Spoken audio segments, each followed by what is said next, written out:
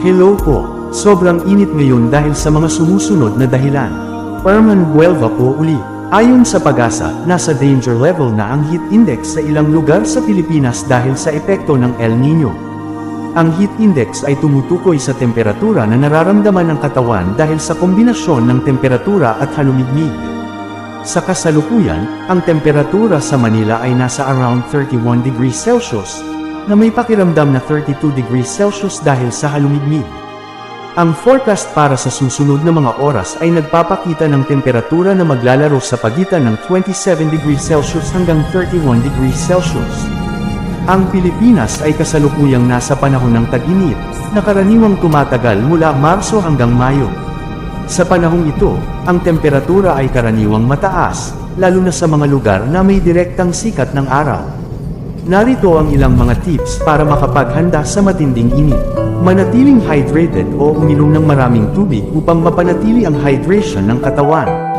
Magpahinga at iwasan ng mga aktibidad na mataas ang enerhiya sa panahon ng init. Magsuot ng tamang damit. Pumili ng mga damit na light colored at loose fitting upang makapagpahinga ang katawan. Magstay sa cool places, sa mga resorts, para makapag-swimming at makapag-unwind. Pumunta sa mga lugar na may air conditioning o mga sentro ng pagpapalamig upang makapagpahinga. Ingat po palagi. God bless po.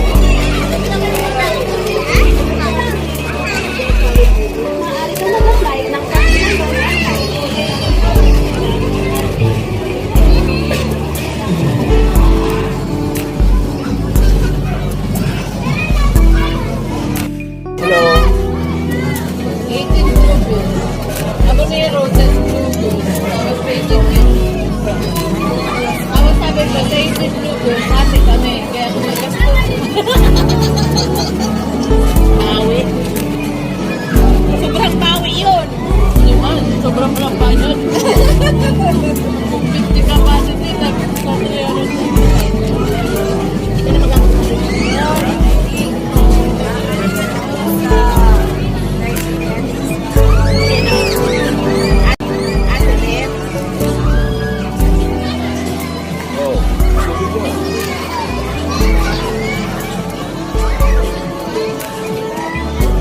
Tayo, pala